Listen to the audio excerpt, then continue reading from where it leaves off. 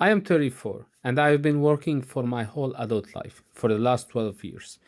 And let me say something I've been avoiding out loud. My burnout is about money, 100%. And I am done pretending it is not. It's not the hustle culture, not lack of purpose, not the wrong mindset.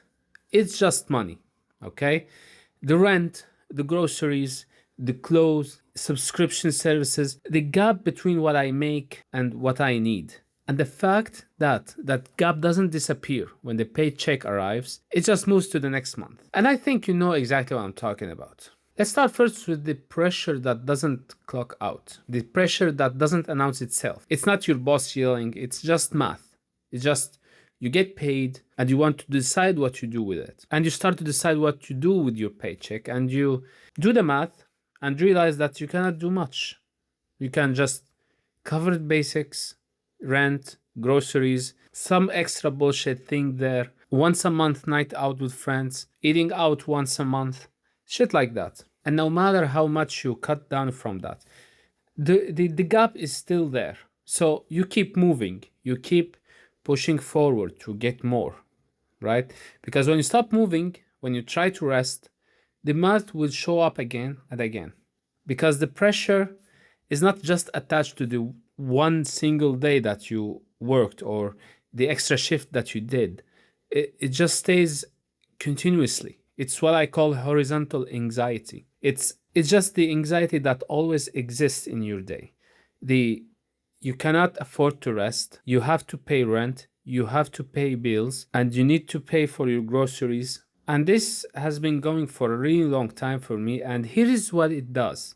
It keeps you in a state where you can't fully work and you cannot fully rest. You are not burned out enough to stop and you're not okay enough to build.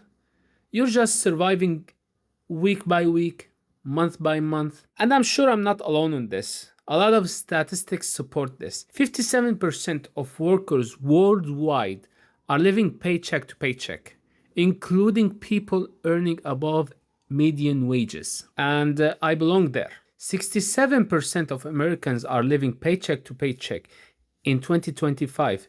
That's up 4% from 2024. 82% of employees are at risk of burnout right now. And I want you to keep in mind that these stats are made with people who were able to answer. Because honestly, I don't recall a single statistics institution knocking on my office door and asking me, are you happy with your job? Do you notice stress spikes? Do you find passion in doing online overwork after hours? Because honestly, if we're gonna keep it real, the people who answered those surveys had enough left in them to answer.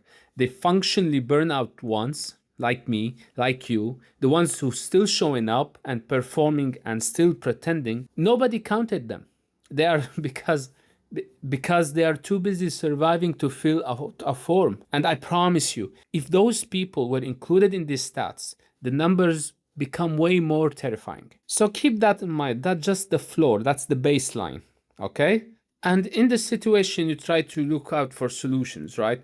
And so someone offers the most beautifully articulated piece of advice you've ever heard.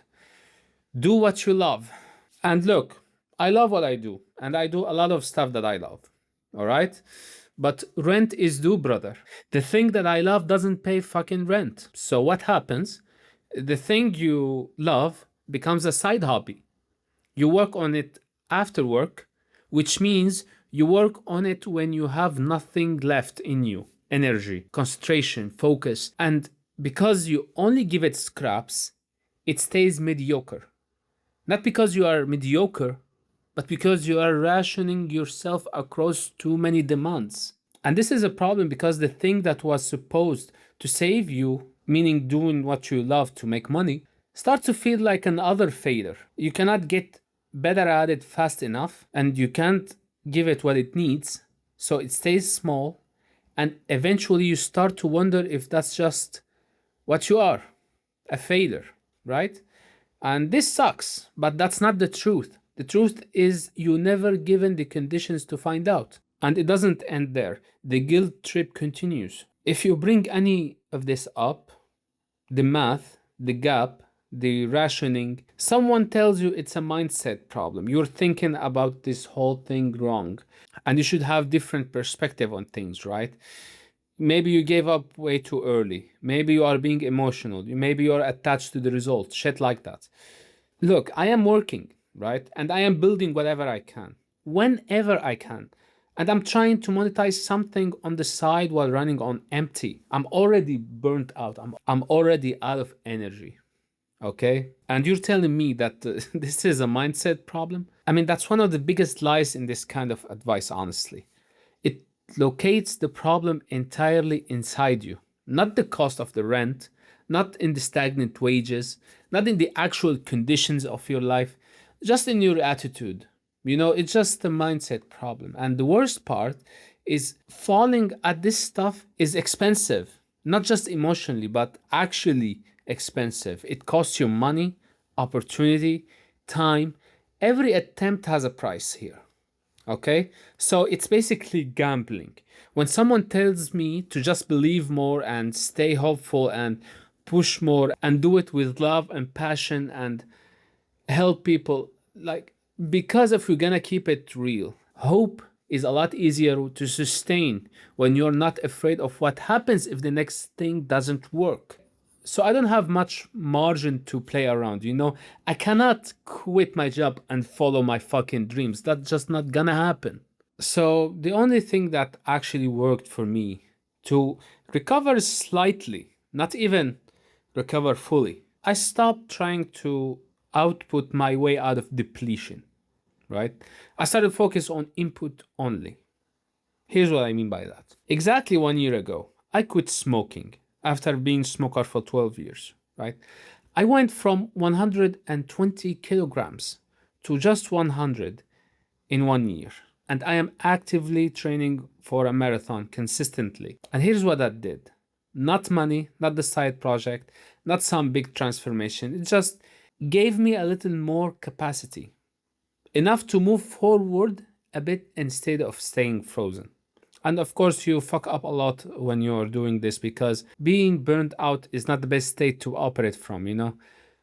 But regardless, you push forward with it. Is it monetizable? Not really. So basically, it doesn't pay rent. But it gave me a room to think about something that can actually pay some of the rent and actually keep me sane in this stupid burned out state. So not advice, just input first. Just put the reps in. Nothing required. Okay? Just drop some of the expectations off your shoulders and just focus on input. Honestly, I found a higher paying job just because I lost these 20 kilograms. Because if I didn't do that, I wouldn't have fit in the shirt that I am currently wearing. I wouldn't have been dressed up properly. These 20 kilograms, that one decision that I did, led to a slightly better outcome. And I can't tell you I fully recovered. I haven't. I'm still there. I cannot tell you the money problem is solved, and it's gonna take more than I anticipated anyways. But what I can tell you is that I can move a little now, just a small step. And I've been completely frozen before. So for me to be able to take this step, that's not nothing. And not every recovery looks like a strong comeback. Sometimes it looks like being able to breathe slightly better than you did 6 months ago. That also counts. All right? That's it for me in this video. Stay safe and take care.